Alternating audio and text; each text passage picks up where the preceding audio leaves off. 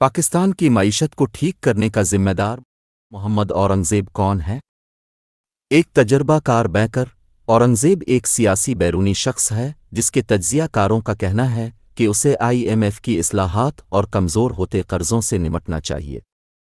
لیکن کیا آپ جانتے ہیں کہ ہم آپ کو وقت پر بہترین معلومات فراہم کر رہے ہیں، لہٰذا جاری رکھنے سے پہلے براہ کرم سرخ بٹن کو دبائیں اور اس ویڈیو کو بھی لائک کریں۔ جب 11 مارچ کو پاکستان کی 19 رکنی نئی کابینہ نے حلف اٹھایا تو صف بندی میں ایک شخص کھڑا تھا، محمد اورنگزیب، ایک سیاسی بیرونی شخص جس کو ملک کو معاشی پریشانیوں سے نکالنے کا چیلنج سونپا گیا تھا۔ اورنگزیب ایک تجربہ کار بینکر جو پہلے پاکستان کے سب سے بڑے کمرشل بینکوں میں سے ایک حبیب بینک لمیٹڈ HBL کے سربراہ تھے، کو 4 بار کے وزیر خزانہ اسحاق ڈار سمیت کئی دیگر دعوے داروں پر 350 بلین کی معیشت کی باغ ڈور سونپی گئی ہے۔ یونیورسٹی آف پینسلوانیا کے واٹن اسکول آف بزنس کے گریجویٹ اورنگزیب نے HBL میں 6 سالہ کام کرنے سے پہلے سٹی بینک اور JP مورگن جیسے بڑے بین الاقوامی بینکوں میں بھی کام کیا۔ دوہری شہریت رکھنے والے اورنگزیب کو پاکستان میں عوامی عہدہ رکھنے کے لیے اپنی ڈچ شہریت ترک کرنا پڑی۔ اگرچہ وہ ابھی تک پارلیمنٹ کے رکن نہیں ہیں، لیکن ملکی قوانین کے مطابق ان کے پاس وفاقی وزیر کے طور پر کام جاری رکھنے کے لیے رکن پارلیمنٹ بننے کے لیے 6 ماہ۔ اورنگزیب پاکستان کے وزیر خزانہ بننے والے پہلے بینکر نہیں ہیں۔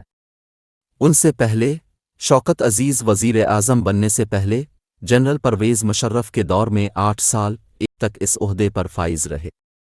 بعد ازاں سابق وزیر اعظم عمران خان اور ان کی پاکستان تحریک انصاف PTI کی حکومت میں بینکر شوکت ترین کو یہ قلمدان سونپا گیا جو انہوں نے 1 سال کے لیے PTI حکومت کو پارلیمانی کے ذریعے ہٹائے جانے سے پہلے اپنے پاس رکھا۔ اورنگزیب کی تقرری ایک ایسے نازک وقت میں ہوئی ہے جب ملک کو شدید معاشی چیلنجز کا سامنا ہے، کیونکہ وہ وزیر اعظم شہباز شریف اور پاکستان مسلم لیگ نواز حکومت کے ساتھ کام کر رہے ہیں۔ شریف اور ان کی PMLN حالیہ 8 فروری کے انتخابات کے بعد مخلوط حکومت بنانے کے بعد اقتدار میں آئے، جو بڑے پیمانے پر دھاندلی کے الزامات کی زد میں تھے۔ تجزیہ کاروں کا کہنا ہے کہ اورنگزیب کے اولین کاموں میں سے ایک اپریل میں موجودہ $3 بلین 9 ماہ کے طویل معاہدے کی میعاد ختم ہونے کے بعد فوری طور پر ایک نئے بین الاقوامی مالیاتی فنڈ IMF کے قرضے کے پروگرام پر بات چیت کرنا ہے۔ عالمی قرض دہندہ کے ساتھ ایک نیا قرض پروگرام ملک کے لیے ضروری ہے جو اس وقت $130 بلین سے زیادہ کا بوجھ ہے۔ پاکستان کو اس سال جون تک $24 بلین کی ادائیگی کرنا تھی، لیکن وہ رول اوور کے ذریعے 2 طرفہ قرض دہندگان سے کچھ ریلیف حاصل کرنے میں کامیاب رہا۔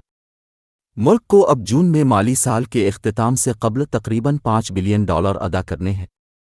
دریں اثنا پاکستان کا موجودہ غیر ملکی کرنسی کا ذخیرہ $7.8 بلین کی معمولی سطح پر کھڑا ہے، جو صرف 8 ہفتوں کی درآمدات کو پورا کرنے کے لیے کافی ہے۔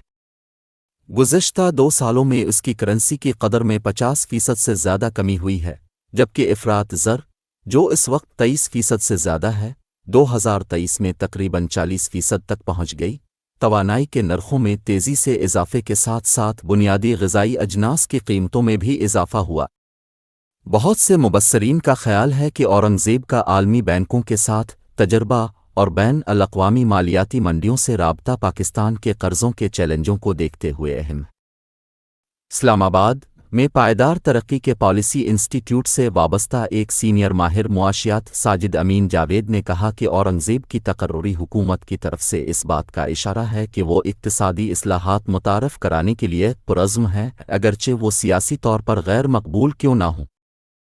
انہوں نے الجزیرہ کو بتایا کہ جزوی طور پر یہ اس تاثر کو کم کرنے کے لیے بھی ایک قدم ہو سکتا ہے کہ PDM کی حکومت ماضی میں پیش نہیں کر سکی۔ انہوں نے اس اتحاد کا حوالہ دیتے ہوئے کہا، جس کی قیادت شریف نے عمران خان کی حکومت کے خاتمے کے بعد مختصر طور پر کی تھی اور جس کا مختصر دور حکومت تھا۔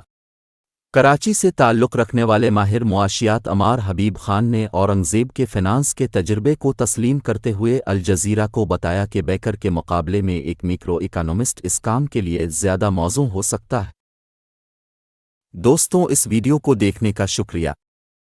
اگر آپ کو یہ ویڈیو پسند آئی ہے تو لائک بٹن کو دبائیں اور اس قسم کی معلوماتی ویڈیوز کے لیے سرخ بٹن کو بھی دبائیں۔